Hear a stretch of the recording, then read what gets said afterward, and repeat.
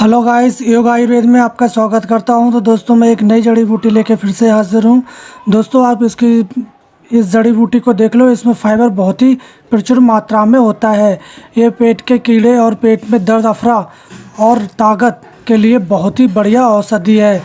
इसको उरेना लोबता कहते हैं और इसका सामान्य जो नाम है बरमल्लो कहते हैं। दोस्तों, ये कुछ अतिवला की तरह देखने में होता है, मगर ये अतिवला नहीं होता।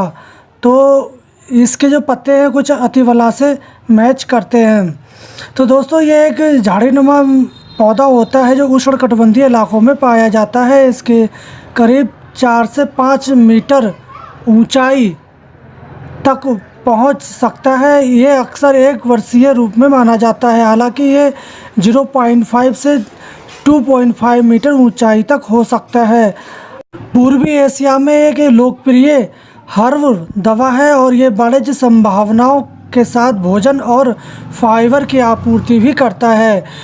ये आमतौर पर जंगली है, लेकिन कभी कभी इसकी फाइबर की खेती के लिए भी उगाया जाता है। इसमें फाइबर सबसे अधिक मात्रा में होता है।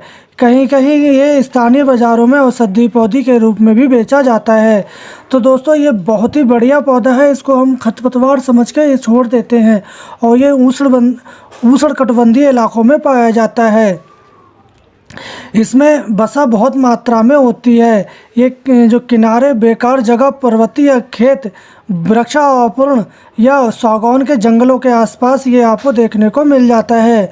इस पौधे को बहुत ही बढ़िया इसके आयुर्वेदिक फ़ायदे हैं।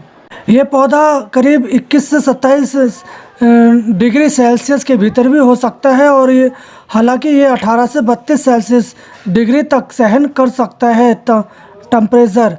और आप इसके फूल देख लें। आप इसके फूल थोड़े गुलाबी रंग के होते हैं। ये सुबह में जल्दी खिलते हैं और दोपहर के समय ये मुरझा जाते हैं। और इसके जो बीज हैं वो स्टूब और पोर्सेंजर से जुड़े होते हैं। ये एक संश्लेषण बनावट होती है। बीज में लगभग 7% वसा युक्त तेल होता है। इसके जो पत्ते हैं, युवा पत्ते, उनकी सब्जी के रूप में भी इसका उपयोग किया जाता है। आदिवासी लोग इसको सब्जी के रूप में खाते हैं। ये बहुत ही बढ़िया औषधि है। आमतौर पर चिकित्सा के रूप में इसकी पत्तियां और जड़ों का रस हम पेट संबंधी बीमारियों में उपयोग लाते हैं। पेट में दर्द, दस्त, पेचिश या अफरा जैसी बीमारियों में इसका हम प्रयोग करते हैं। ये गोनोरिया, मलेरिया जैसे बुखार को उतारने में बहुत ही बढ़िया होती है। अत्यधिक श्रम करने पर पूरे शरीर में जब दर्द होता है तो इसकी पत्तियों और जड़ों का काढ़ा पीने से हमारे शरीर के जो दर्द है उससे छुटकारा मिलता है। एक बहुत पुराने पेड़ का काढ़ा जिसे हम उबाल सकते हैं, उसको अगर उबाल के पिलाते हैं तो वो गर्भपात भी कर सकता है।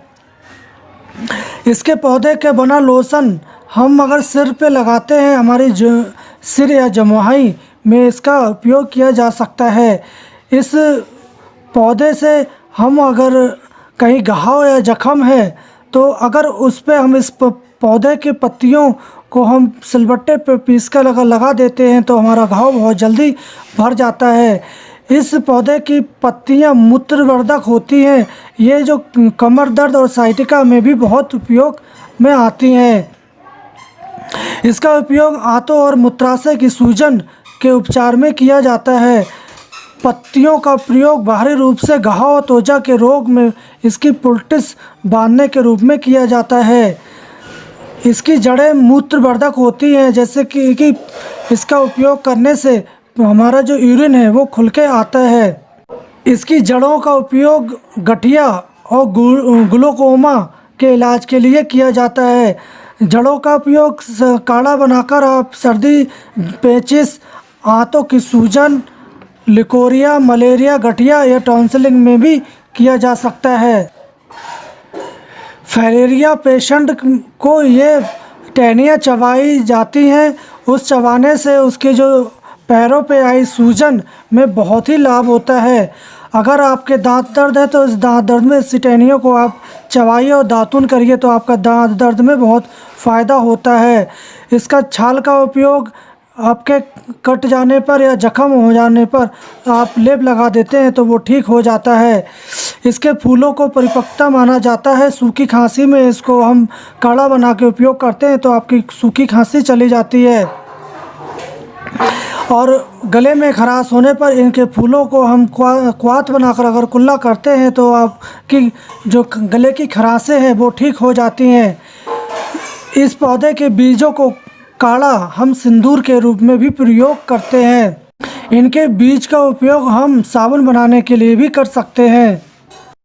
दोस्तों, हमारी अगर महत्वपूर्ण जानकारी आपको पसंद आई तो आप हमारी वीडियो को लाइक करें, शेयर करें और चैनल को सब्सक्राइब करना ना भूलें। हम कल फिर मिलेंगे एक नई जड़ी बूटी के साथ। तब तक के लिए नमस्कार।